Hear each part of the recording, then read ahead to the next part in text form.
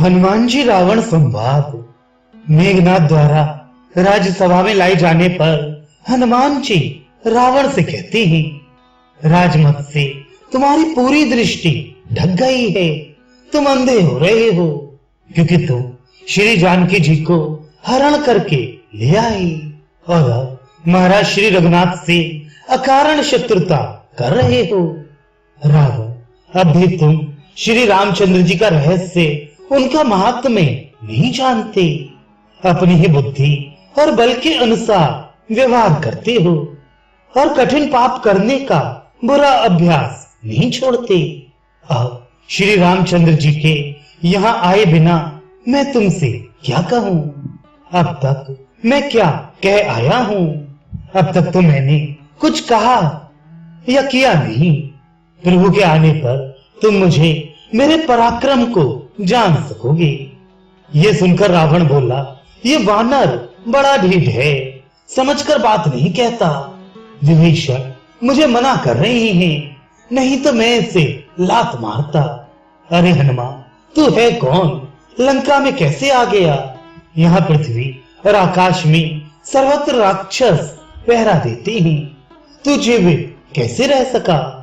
ये रावण की बात सुनकर हनुमान जी बोले, तू अपनी मृत्यु को तो जानता नहीं, दूसरे की मृत्यु की बात कहता है।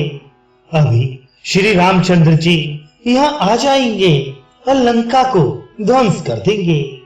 रावण बोला, वही तो राम है जो तिनके बिछाकर सोता है और उसके साथ लक्ष्मण है। अरे मंदबुद्धि बंदर, मेरे जीवित रहते मैं लंका में नहीं आ सकता। तब हनुमान जी बोले, तेरे कंठ को वात, पित्त, कफ, त्रिदोष ने रोक लिया है, अर्थात तुझे सन्निपात हो गया है।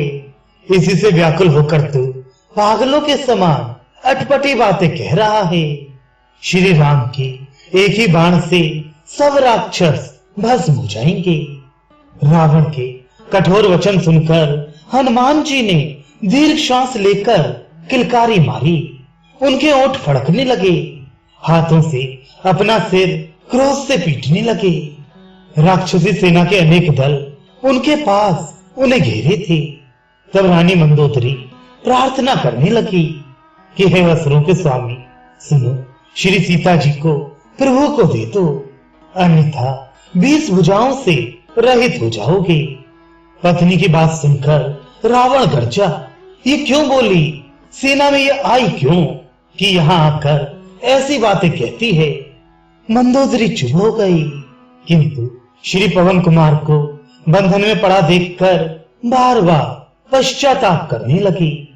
सूरदास जी कहते हैं, उसी समय हनुमान जी ने सबको संबोधित करके ये कहा, मुझे बांधकर कौन रख सकता है?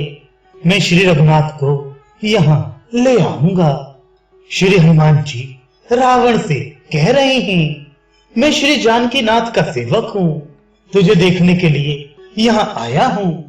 तू किसके बल पर श्री राम से बैर बढ़ाता है? क्योंकि तेरे जितने शूरवीर सेना नायक हैं, उन्हें तो अकेला मैं ही कीड़ों के समान भी नहीं समझता। अरे अंधे रावण, तुझे भी मैं मृत पाए ही देखता हूँ। तब रावण बोला, जैसे मछली जाल में पड़ी हो, ऐसे तेरे अंग प्रत्यंग बंधन से जकड़े हैं। अरे नष्ट बुद्धि बंदर, इतने पर भी तू शंकित नहीं होता? चाहे जो कुछ मुख से बक रहा है, अपनी मृत्यु को जानता नहीं। बुद्धिमान लोग कहते हैं कि सन्निपात होने पर मनुष्य ऐसे ही बकने लगता है जैसे तू बोल रहा है। तब श्री हनुमान जी ने कहा, उस समय पंचवटी में सोने कुटिया में तू शरीर में भस्म पोत कर साधु का वेश बनाकर गया था। यदि लक्ष्मण जी वहां होते तो तभी तुझे प्राणहीन कर देते। तूने वीरों की मर्यादा भी नहीं रखी, उनके पीछे सीता जी का हरण किया। अरे दशानन, यदि तू बली है तो वह लक्ष्मण जी की खींची रेखा तूने क्यों पार नहीं की? अब भी श्री जानकी जी को श्री राम को सौंप दे, नहीं तो वे तेरी 20 भुजाएं काट देंगे। श्री रघुनाथ जी ने हाथ से पृथ्वी का स्पर्श करके यह प्रतिज्ञा कर ली है। तू मेरे बंधन की बात करता है तो सुन, किसी ने बलपूर्वक मुझे नहीं बांधा है, केवल ब्रह्मास्त्र का मैंने सम्मान किया है। श्री हनुमान जी ने श्री रघुनाथ जी की आराधना की है, अतः उनका प्रताप कैसे घट सकता है। उनके भुजदंड को देखकर भय से रावण के शरीर से पसीना निकलने लगा। हनुमान जी के जय जय श्री रघुनाथ कहते ही सब बंधन टूट गए।